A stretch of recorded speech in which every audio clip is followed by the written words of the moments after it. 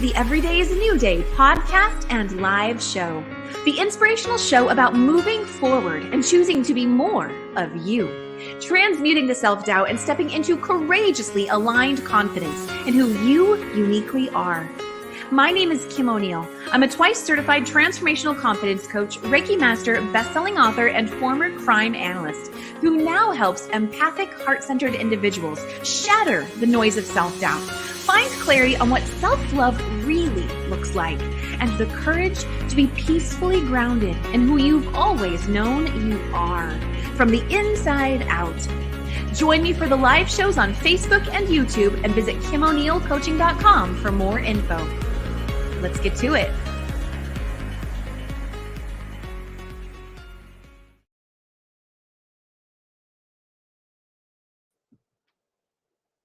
All right. Hello and welcome, everybody. Welcome to another episode of the Everyday is a New Day show. Take a deep breath. We're going to take a moment to shake off yesterday. I was literally doing this just a few moments before we started the show. Because things can ebb and flow in life, right? And they can shift our energy. And what's really helpful to know, I hope you're shaking it off with me. Whatever shaking off you're doing, shaking off something from yesterday, shaking something off from 5 minutes before you saw me here on screen, whatever it may be, the awesome thing is that regardless how life ebbs and flows, we can always choose to realign our energy, center within who we are, your truth, the presence, be grounded.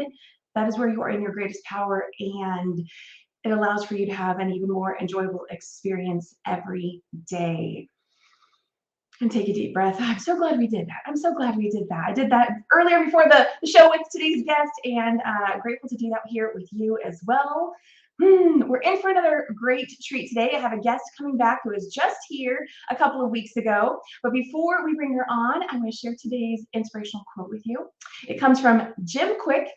None of it works unless you work. We have to do our part. If knowing is half the battle, action is the second half of the battle. And that is a quote by Jim Quick. I love that. That once again is bringing that power back to you, right? We can learn things all day, every day, but until we practice them, until we put them into action, things don't quite shift, right? And I'm a big believer that it's not all action work. It's not. You want to align your energy. You want to have your mindset right, your emotions. You want all those things in check, right? If you watched the Rise and Shine series back in 2020, we talked all about that stuff. And you've got to put it into action. That's a really big key. Really big key piece of it, especially as we are human beings here having this experience where that action work matters. With that said, I'm here talking today with Tracy Desjardins about her book, The Diet-Free Diva. And so if you were not here with us a couple weeks ago and you want to hear more from her after this conversation, but I definitely encourage you to go back and watch that episode. Let me go ahead and just remind everyone who Tracy is first. So Tracy Desjardins is an international health coach, mind-body eating coach, fitness professional, podcast co-host of the Happy Grind movement, and she's also the newly published author of the international best-selling book, The Diet-Free Diva. And it's through her own struggles with being overweight, dieting, binge eating, sugar addiction, and emotional eating challenges that Tracy now shares a compassionate space with other women working through similar trials. Tracy's holistic coaching helps women discover their very own transformative steps towards sustainable peace with food, body, and self. And welcome back, Tracy. Hi, Kim. I have to tell you, I went from being like, oh gosh, where am I going to find the energy to be all bubbly for this radio show, to be like, yes, as soon as, we got on, I listened to your music and I listened to you say, take action. That's really what it is. It's so easy to assume that people like you just have this amazing energy all day long and it's unending. And that's not true. It's not true. Yeah, no, thank you for saying that. It is an intentional action. It is something that I choose to step into. And there are times, everyone, please know this. There are times when I don't want to change it. I don't want to shift the energy, and I want to kind of sit in it for a while. And that's not a fun place to be, but I think we can all relate to that at sometimes. You're like, right? You're just in it for a bit. And then it's so beautiful that we always have the choice to say, you know what, and I'm tired of this. No, this is not my best place to be. I'm shifting out of this. And so, yeah, definitely today, moments before we started, I had some of that myself. So, yeah, it's important. So Tracy, welcome back again. We had such a fun time last time you were here on the show, and it was a great suggestion to have you back. Today we're going to be talking about the 5 steps to freedom with food, body, and self. And before I really get into asking you any questions about that, say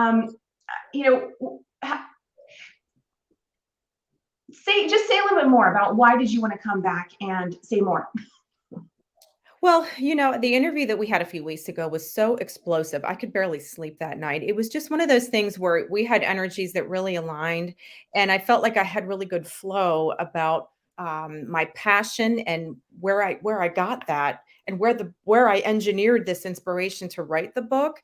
And I just feel like you asked the right questions and I got to really share a lot of my personal war with food, body, and myself in my life that I fought most of my life. And it's still surreal to me that I'm sitting on this show and I have a book on Amazon where I'm telling the world, about my struggles, because those struggles are things that I kept in such shameful secret for so long.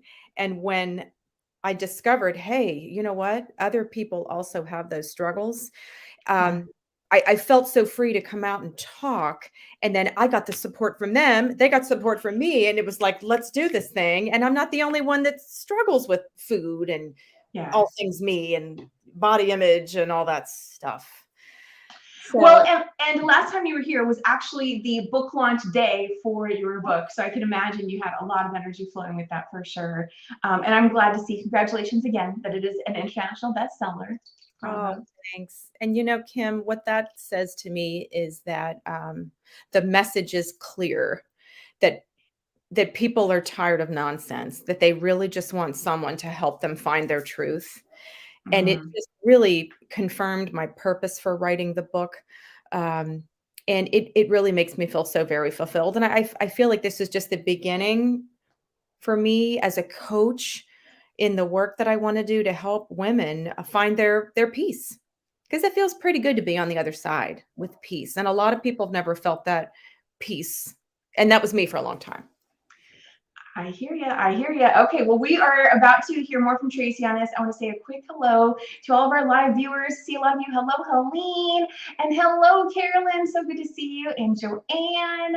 And oh my goodness, we also have Lillian here with us. And just quickly scrolling through the comments. You guys are awesome. Saying hello to all of us. Good to see you all here. All right, Tracy, let's dive into it. I know you were guiding today's conversation, and I'm going to ask questions as they come up, and it feels right to ask more. So where do we begin with this? Well, let's talk about just diets in general real quick. And we kind of have to go there. And I think this is so interesting because as I work with many different women, what I'm discovering is that women can be dieting, but they don't think they're dieting. Ooh. And I mean, like, I'd love to break that down a little bit and ask everyone who's listening to consider you might be dieting and not realize it. So in other words, a couple of things. Dieting doesn't just mean, okay, well, I'm on the South Beach diet, or I'm doing the paleo diet or the keto diet, Weight Watchers diet, a commercial diet. It can also mean, and this was my inner war here, is our own choice of restriction with food that keeps us trapped, usually in fear, fear of food, fear of gaining weight, fear of not being able to lose weight, fear of pleasure in food, and it keeps us stuck. So anyone that is trying to live within certain rigid parameters with food, you're not happy and you can't eat out in restaurants on girls' night out in peace. You're scared of Thanksgiving, vacations, banquets, family reunions, all things. And I get it. It's really scary. And if you throw your hands up at those events and feel powerless, like, and eat all the things, or if you do that every weekend, like Monday through Friday afternoon, you're good. And then Yeah. Friday night, something goes wrong. And then Saturday's a free for all. You feel like crap on Sunday. You start over on Monday. Friends, your diet is dieting. It's dieting. It's restrictive hell. And I'm here to help break that down and help you find peace with food because, it's our natural born given entitlement to derive pleasure from food. We were born with that right to enjoy what we're eating. We have to eat. Yeah. And I think that's part of what makes dieting and losing weight, releasing weight, all of this can be rather complex, obviously, right? Or else so many of us would not have struggles with it. But is because that same word is used for everything. Diet. What does your diet look like? Oh, I'm dieting now. I don't know. I just thinking about the word alone. To me, that right there just says, yes, there's going to be confusion. It's going to be tricky for a person to find the diet that is right for them, that doesn't put them into a state of dieting in an unhealthy way. So I don't know if anyone else resonates with that, let me know in the comments. But yes, I love enjoying my food. Well, you know what, Kim? Dieting's a 4-letter word. It's a 4-letter nasty word. And in my book, I describe, and I made this up, okay? DIET stands for, Okay. in my own words, deprivation insanity equals trouble. Oh, Let's just get real about this. I mean, dieting based on the fact, now these are statistics, current statistics. I have that in the book as well. There's a 95% failure rate. But we keep doing it. We keep spending because it's like a hook, line, and sinker. It sells us on a false promise that if we buy the things, the supplements, the pills, the potions, the gadgets, you name it, then they're going to sell us on a promise that they don't deliver on, that we will get some magical results with a thin body that will somehow give us the perfect life. And we have been conditioned and targeted with the media ever since the invention of the Barbie doll, as far as I'm concerned. I mean, look at the Barbie doll. Okay. And, it's just maddening. We've all had enough. And the truth is, diets fail us. We're not failing on diets. Diets teach us how not to eat. If you think about that, diets teach us how not to eat.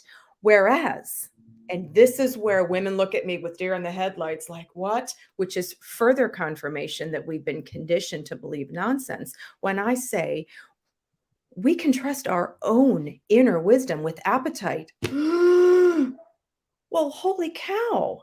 When you start dieting, you take your natural born entitlement to trust your own appetite, you toss that out the window. Right? So absolutely. Yeah. Go ahead. Oh, no. I mean, like, we really do, depending on how early you started your restrictive plan. Okay. Yeah. Some of us, I was age 12. I've met women that have started dieting as early as age 7. Mom was taking them to Weight Watchers. Mom brought them to a nutritionist. Mom was concerned. I mean, like, I'm not saying there's anything wrong with mom. I'm saying it starts that early. Yeah, I get that. That young age, around 12, even a little younger than that resonates for me. That the awareness of food and what am I eating, and I might gain some pounds if I eat this or versus that.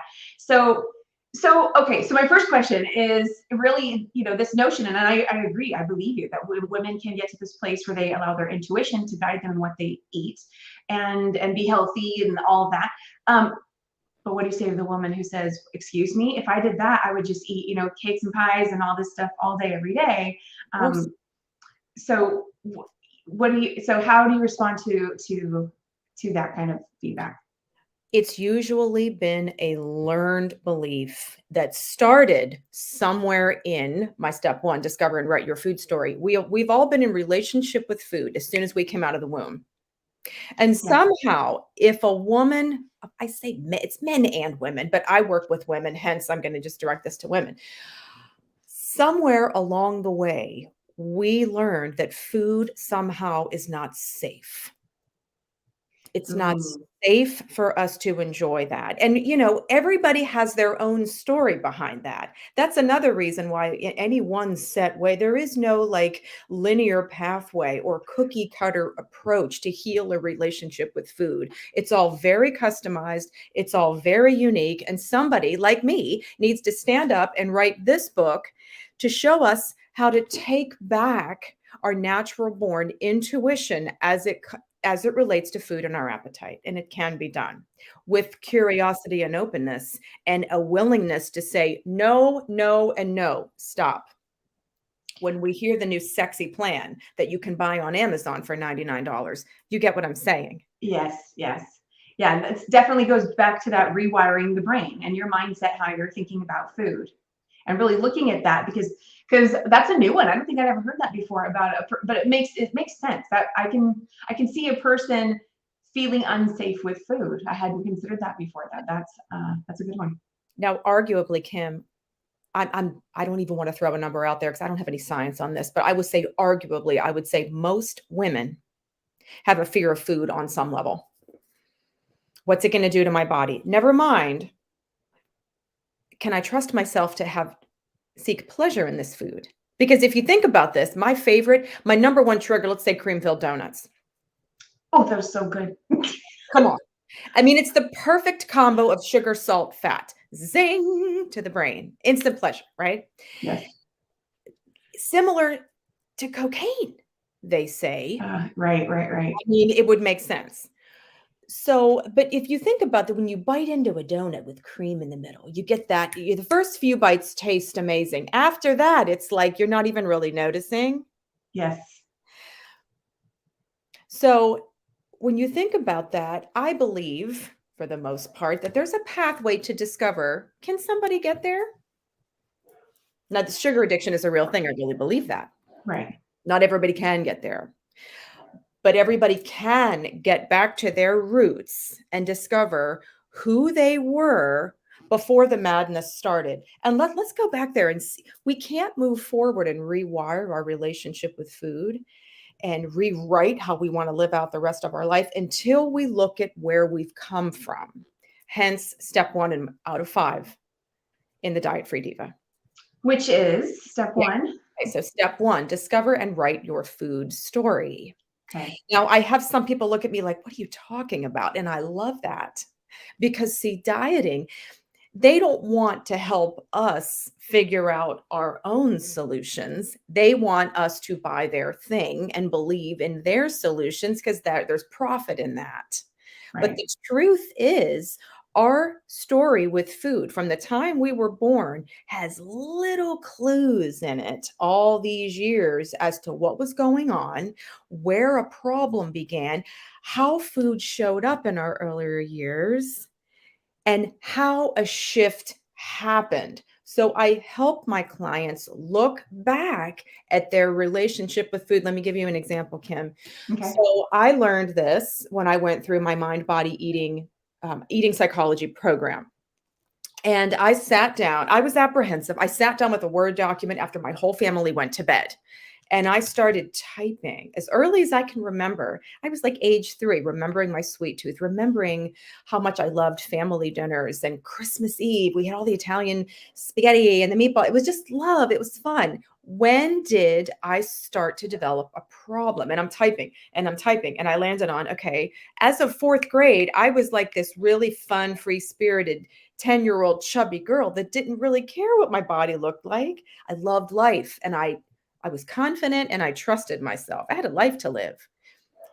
And something happened as soon as I believed that I needed to lose weight because hormones start shifting, right? 11, 12, things start happening. All of a sudden, I was interested in boys. Well, what are they like? Oh, well, my body is, I'm not going to fit in my pretty plus clothes. So then I started with the dieting. That's part of my food story. So I help people connect the dots.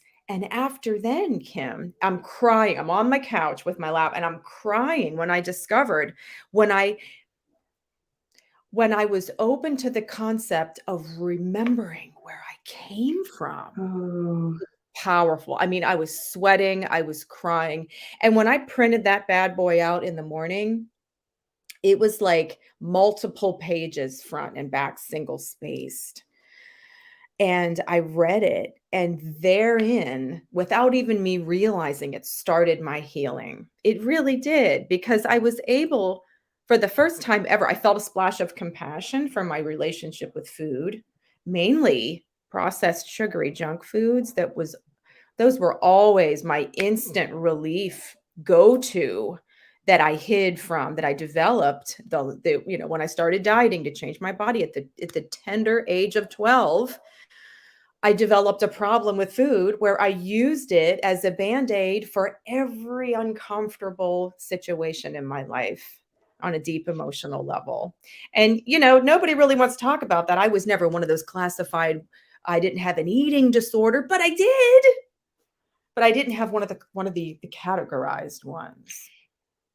Yeah, I think so many people can relate to that, of just kind of like, stuffing their emotions, right?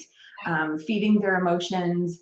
I think that's a big part of it. And yeah, I'm just seeing I feel like I'm seeing the thread here between, you mentioned being open to your food story, and just this thread of women receiving. I think a lot of women have a hard time with that. And part of that story, part of how that kind of gets blocked, our ability to receive, I think, can be with the way that we close out certain emotions and then further block it out with food, things like that. That's what's coming up for me. Amen. And to your point, I would ask everyone to consider that maybe, I would argue, a lot of us developed this understanding that showing emotions weren't safe. Oh, Wasn't safe because we were told otherwise. We were either shut down by people that didn't know how, the big people in our life didn't know how to deal with their own emotions. How can they deal with ours? Well, you shouldn't feel that way. Stop crying. You shouldn't feel that way. No, you're wrong. Okay, well, we can learn to hold that in, shut that down, stuff it. What's going to make us feel instantly? What did we learn as soon as we were born? Food, sugar. So we can see how emotional eating challenges can really take root, especially with sugar, because sugar is instant pleasure.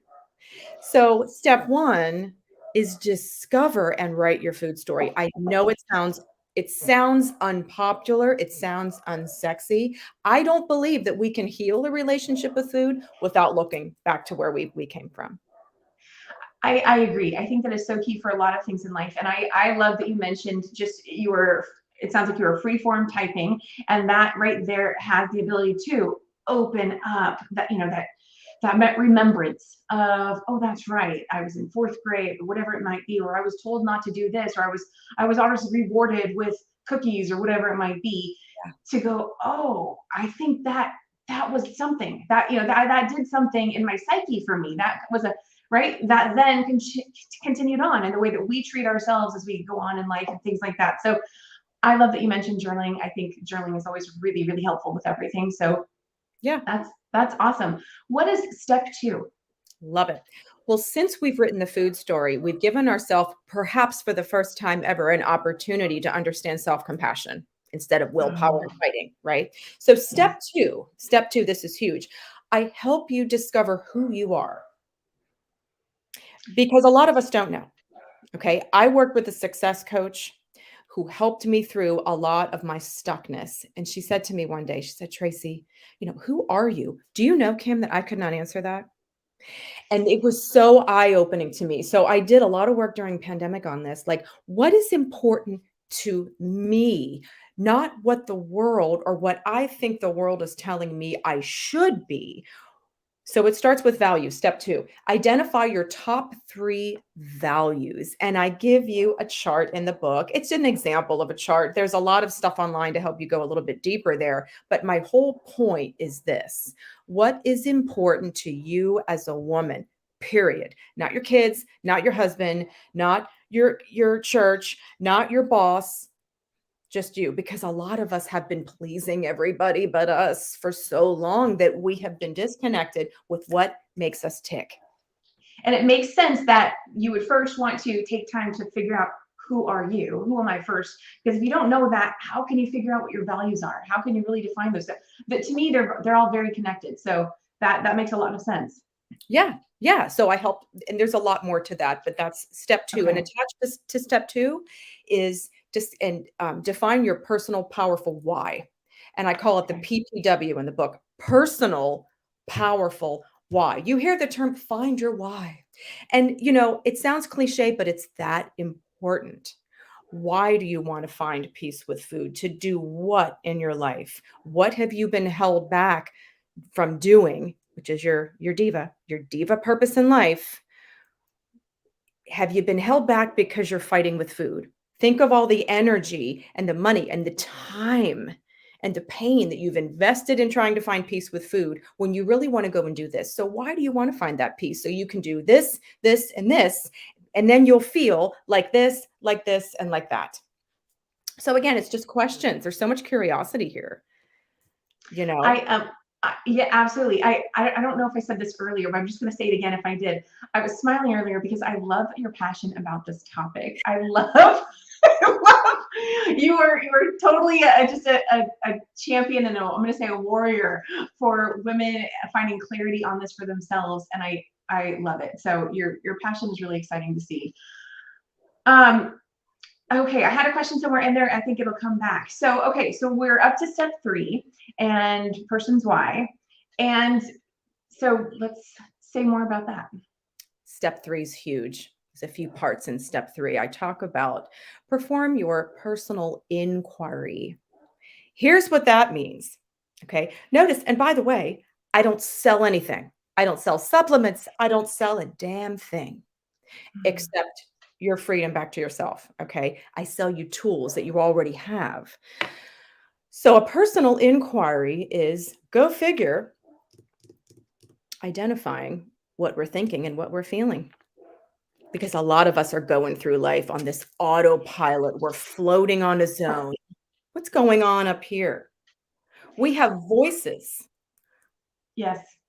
And I'm so glad you mentioned this aspect of it, of how we could be so unaware of like what we're thinking, right? To the point where we don't even know how to define who we are. I don't feel that way today, but I had a moment in my life where I had the same experience, going like, who am I? Yeah, what does that mean actually? Like how would I answer that?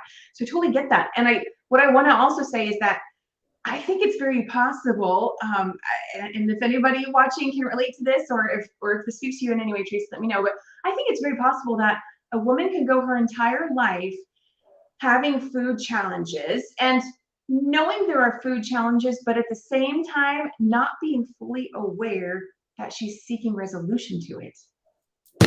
Yes. Okay. Yes. And that would make sense, especially for anyone who learned that feelings aren't safe. They're not valid. Yeah. I can't tell anybody how I feel. I need to just keep on plugging. Because at some point we're turned into a pressure cooker of feelings and emotions, and we don't know what to do with those. Guess what's instant relief? Food. Yeah. So I talk a lot about self-awareness with regards to, especially in the snake pit of the day. Let's just get real. Okay. Our brains are at the lowest energetic point, let's say 3 to 5 p.m. Okay. I mean, most of us, it's funny. Grab a Snickers at 3 p.m. Okay. The marketing. So instead of the Snickers, perhaps we could do something like this. It's 3 o'clock. I'm at work. Here's my work. I'm starting to feel agitated. Tracy, what's going on? I have not written this article yet, and it's due by 6 p.m. Okay, what are we feeling? I'm feeling panicked and frustrated. Okay. What do we really need right now? I need to gather myself. I just need a break for 10 minutes. What will we do right now? I'm going to get up. I'm going to take the dogs outside, and I'm going to sit on my porch and just breathe and give myself 10 to 20 minutes to recharge. Then I'm going to come back here, sit back down, and finish writing. The old me would have been binging on donut holes. I'd get in my car, I'd drive, and I'd be sitting here trying to finish an article, and I'm stuffing chocolate chips and whatever's in the house. to try to get energy because I didn't know that I could actually validate I'm feeling panicked and frustrated. I'm feeling panicked and frustrated. And guess what? It's okay that I feel that. I Yeah. work with clients, Kim, get this. This is so funny when this comes up, and I love this. When I ask this question, have you ever thought about giving yourself permission to just be grumpy and bitchy at the end of your workday? What? And it's like, and I feel like high fist pumping and like, guess what? It's okay to be a bitch sometimes and let that flow rather than say, oh, I can't be a bitch. Why not? Feel it, let it out, and then onward. It's like I, a whole new pathway. Absolutely, it totally is, and I love, I love that freedom to be a bitch. I love that freedom to feel whatever the f you want to feel, right? Yeah. So I absolutely love that, and I also just wanted to add in, I could hear your dogs barking, and we could totally hear you fine, but to me, that was a confirmation that listen up, everybody, what Tracy's saying. This is key. These are the key steps to shifting that, oh, I'm going to just immediately go for the food, or no, I'm going to take a moment. I'm going to pause, be with my emotions, talk to myself, what's going on here, and then make a different choice. And so your dogs barking were beautiful confirmation in that. I love that. They start barking when they hear me getting energetic on interviews. Oh, When I wow. start slamming my desk, they get all excited. So notice, Kim, I just talked about steps 1, 2, and 3. I haven't said a darn word about food yet. Amen. Lillian, amen to pitching. Do you see what's happening? We're all getting productively pissed about what we've been missing all of these years. I'm telling you, there's a diva movement going on. And when I say diva, by the way, ladies, I don't mean diva in like a Desperate Housewives or like a Housewives of the Beverly Hills. No, I'm saying who we were born to be and do that thing that we do really well once we get to the other side of food piece. Because we can't do our thing well when we're at war with food and our body and ourself. Yeah, I agree. What I hear by you using the word diva is simply allowing, reminding, right? No one needs to allow another person to do something, but reminding people that it's okay to be empowered. It's okay to be strong. It's okay to be, to be your powerful self. So that's what I hear when I hear diva. Oh, absolutely. Yes. And there's a purpose in there. We were all born doing something. We do something really well. Like we all do, like Kim, you're hosting this amazing radio show. Every day is a new day. You're inspiring people with your work. We were all given a gift to do something really well that I believe helps other people. Many women, myself included for so long, are hiding behind the war with food, and the world is being robbed of their gift that's going to help other people. So do you see how this is a movement in the diet? Yes. Diva? Diva is Yes. we're doing what we were born to do without barriers, the barriers of dieting. So step 4, if you don't mind if I jump into this. Step Yes, please. 4, now we're going to talk about the food. So for anybody out Okay. there that's like, look, I hear what you're trying to say, but I can't stop eating the Oreos. I really don't know how to find peace with food. Can we finally talk about that? Yeah, we actually had someone ask about cravings earlier. So yes, please say more about that. Here we go. It was Lillian. What about What women's about cravings? cravings? Yes. So, Lillian, when we start to talk about learning to go inward and identify feelings and emotions, that's a step towards understanding where the cravings are coming from. Okay. Now, having said that, moving into step 4, this is where I'm going to get it's going to sound like a diet, but it's not. What I'm about to say is we have to clean up our brain and our blood from processed diet foods, fake powders, fake foods, protein bars that are the equivalent of candy bars, all that stuff, and get back to nature. There's no other way around this. There is an abundant selection of whole, unprocessed, natural foods in the world. We just need to block out the noise of all the fake food, the processed junk that stays in our system and gives us brain fog, whether it's healthy or not. The packaged bars, it's crazy how people, I was like this for a long time. I just need that bar. I'll do it as long as I can have my Diet Coke and my Cliff Bar. Do you see what happens? Wow. So when we have the Yeah. diet soda or whatever that thing is in our brain, it's those chemicals are in our blood, which become our brain that hold us back, that cause the cravings. So I coach in step 4, do a 14-day whole foods experiment. Notice we're not dieting anymore. We have to clean up. We have to power spray from the brain down to I get. love that word experiment because that also gives women freedom within that too. Um, to me, sometimes I've done my own diets before. In fact, couple of years ago, I tried to do 76 hard, and that was hard. And anyway, that's a whole other story. Okay.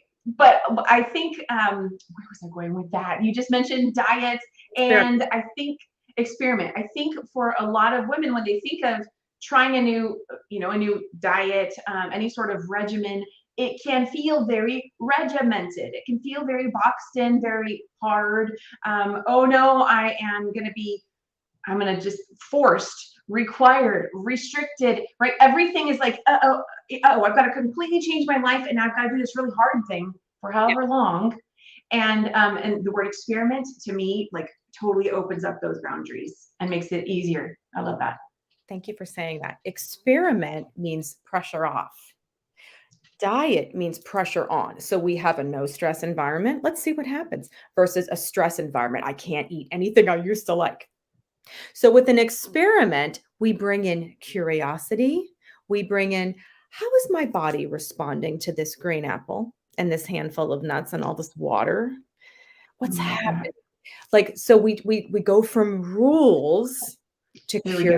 curiosity. This is where we have the breakthroughs. But I will say it does involve being very intentional about noticing, not autopilot eating, it really giving yourself, really making it a true 14-day experiment. Notice when if it's 4 o'clock in the afternoon, you haven't eaten since 12, is your blood sugar dropping? What happens when you drink water, eat the apple, eat the nuts, whatever the thing is that you choose? Now, how do you feel? How are you sleeping? How's your belly feeling? All of that, because we kind of have to retrain ourselves to notice what we chew and swallow has an impact. So what's coming up for me as you said all that is, they say that the gut, and if I have any of this off, let me know. But they say that the gut is the second brain, and right. And so here you are talking about being mindful, being present with your food. And what I'm hearing is there's really that rewiring of the brain and the gut. I talk about connecting head and heart in this space, in this conversation. I feel like it's about connecting head and gut and allowing you really to be the one who's directing the ship versus another part of your body kind of doing its own thing, when really it's kind of like a child, leading the parent versus the parent leading the child. That's what I'm saying. Does that make sense?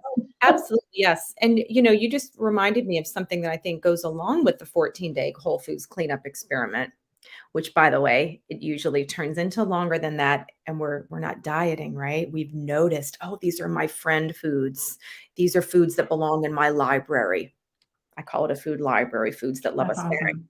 But for women, there's also this thing, and I am not a functional medicine expert.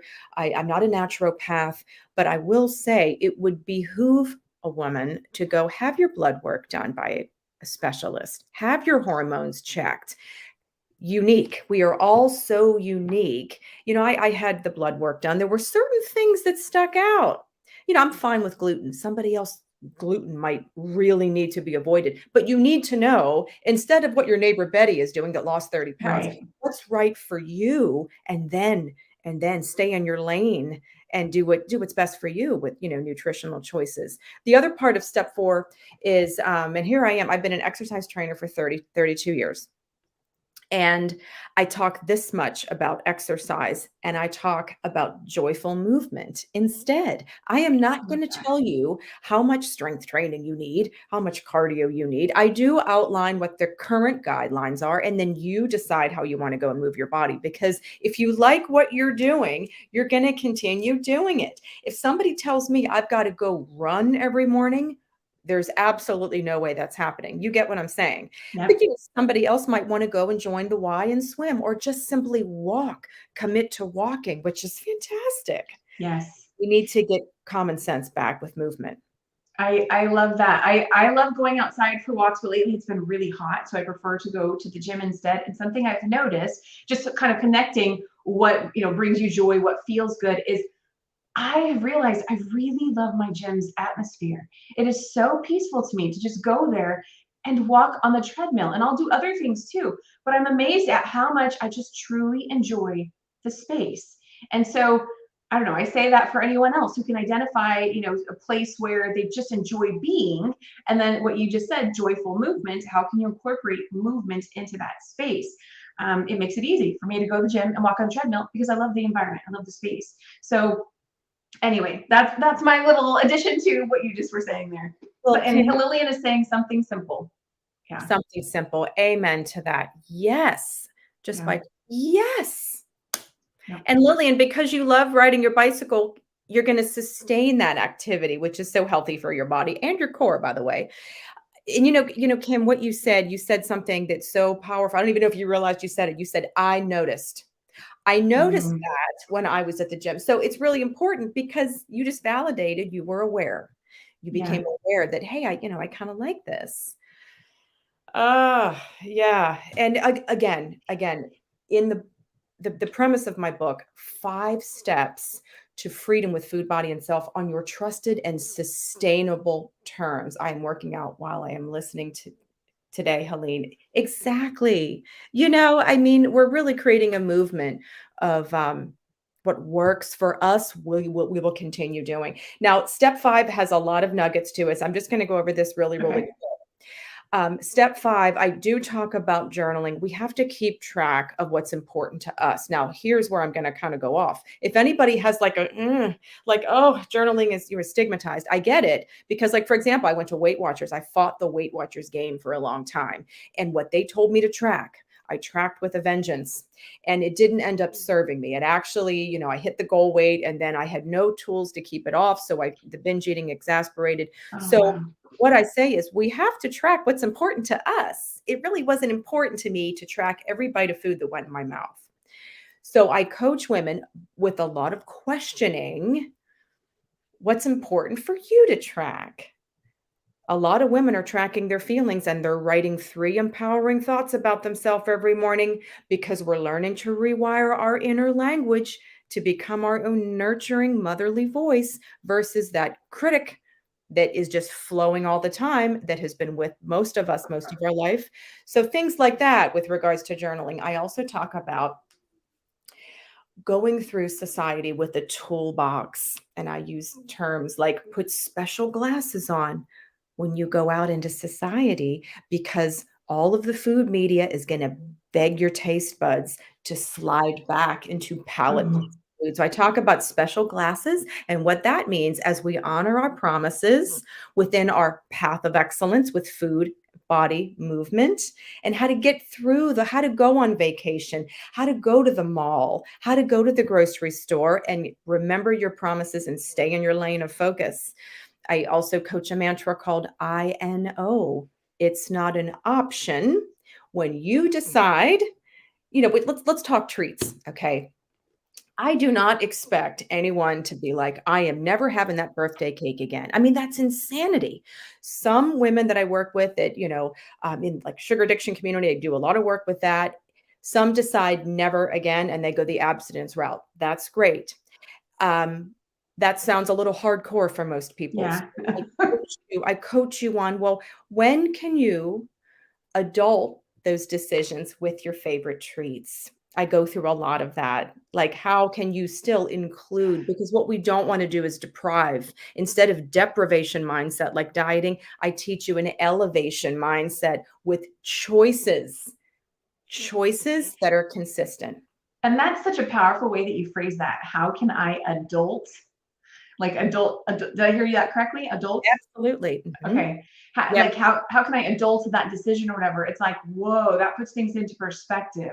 Like, who's really running my decisions right now? Am I being the adult of myself right now? I love that. That's powerful. Let's think of it this way. If you are talking to a child and it's, it's an hour before lunch and the child is kicking and screaming and wants candy in the grocery store, the mom is going to say, we're going to have lunch. We're going to have lunch in an hour. And then you're going to distract the child or say, here, we're at the grocery store. How about if you have this apple? We're going to have lunch in an hour. But on Saturday, we're going to go for ice cream. Remember on Saturday, it's the birthday party for whatever. Do you see how it's kind of like, but we can delay that gratification. And in the meantime, when we're eating healthy and we feel great, we're okay with that delayed thing. And a lot of times, Kim, a lot of times when we get to that event, we feel so good that we're kind of like with our newfound awareness. I know that cake is going to taste amazing, but it's going to make my belly feel like this. Do I really want a few bites? Then great, have it. But a lot of times we're like, you know what? It doesn't bring me the same joy anymore. Other things do. Right. I love that. So, okay. So you're really advocating for that delayed gratification, Yeah. remembering, hey, I can still have cake, but you know what? We're going to have this treat over on this day. So right now we're going to make a different choice. And then what I'm really hearing you is, of course, the more that a person is acknowledging their feelings, allowing themselves to feel and release the feelings and that kind of thing, they begin to value that even more. So that when Saturday comes and that opportunity to have cake or ice cream is there, yeah, they might make a different choice. They might decide, you know what, I don't want this after all because I actually don't feel so great after I eat this or that. I love it, And love, love if it. they want it, have it, be present, and notice that you really don't need your slice, finish off your child's, and then when no one's looking, you're hacking off more cake. Yes. Oh gosh. So good. It's kind of it's that awareness piece is a lot of times really what's missing is that awareness. Because when Yeah. we're fighting and we're dieting, we're anything but aware, you Yeah. know. And ultimately, Kim, my entire book, the full spectrum of it is I coach a woman to find her path of excellence, her relationship with food, including those treats, her relationship with exercise, thank you so much, and her relationship with herself. Because once there's peace with that, a little light bulb goes off like, wow, this is really who I am when I feel good. Now I have the confidence to do that thing that I've always wanted to do, that I was meant to do, that's going to help somebody else. And by the way, when we make these lifestyle changes, we're actually changing our genetics. That we've heard of epigenetics, right? We Yes, change yes, yes. I'm so glad you brought this up. Yes.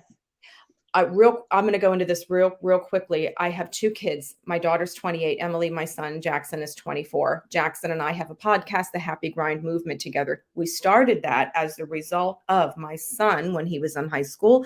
He was kind of a big kid. Started dating a girl.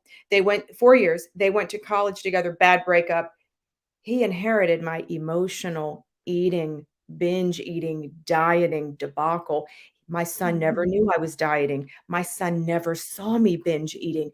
I was the Girl Scout mom. My husband was the Boy Scout dad. We had no alcohol in the house. I kept very little junk food in the house. It was always me in private. The reason I'm saying this, my kids, my family never saw me doing my thing in private because I was so ashamed of it. I was real good at Wow. sneaking. My son, genetically, because I started the binging at 12, he picked up on that through the DNA. And he lost 100 pounds at the end of college. And he was so inspired by, if I can do this, anybody can, and learned so many lessons. He now coaches men. He's got a YouTube channel. He coaches men all over the world, young men, with his online coaching program. And we got together. We worked as personal trainers together for a brief time. We closed the studio so we could really polarize our work in the wellness coaching, the breaking down the dieting debacle. And our podcast, The Happy Grind Movement, it's on Apple and Spotify. The reason we made that is because we talk all about developing good, sustainable habits and discovering how can we stay committed doing things that are a little uncomfortable at first, because it's uncomfortable to shift into new habits Yes. and to keep on keeping on. So a lot of our topics surround that kind of thing, how to be happy in the grind with staying true to your promises that you want to keep to yourself for your greater good. That is such a powerful story about your son, never having witnessed you eat in that way, and yet he picked up on it and developed it too. Wow. And I just want to applaud your son, because I love that there are other men out there focusing on helping other men. So bravo and kudos to him. That is really wonderful to know.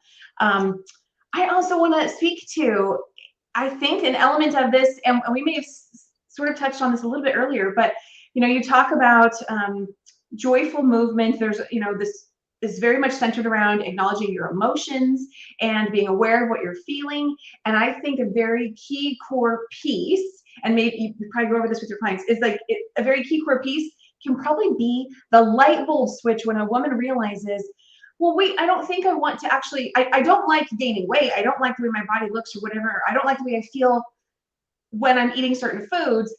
But maybe they also believe that, well, I don't actually want to make a shift because I somehow have this belief that I'm happy eating the way that I am, the way that I do. I don't know. I can see a woman in there thinking they don't want to make the effort to make the shift because somehow in their brain they think they actually are happy with the food, even though they also know subconsciously they're not.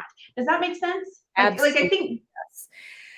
Absolutely, yes. And you know what, Kim? Thank you so much for bringing that up, because um, the food industry creates the perfect bliss point with certain foods Mhm. to bring us such extreme pleasure that you'd be hard pressed to find, we believe, in anything else. So when you need comfort, I mean, let's face it, the commercials, when a boy breaks up with a girl, she's sitting on remember Laverne and Shirley? Yes, The yes. milk and Pepsi. So it's like comfort, comfort, comfort. So we kind of get ingrained in that belief, and we're not sure that anything else could possibly bring us that much pleasure.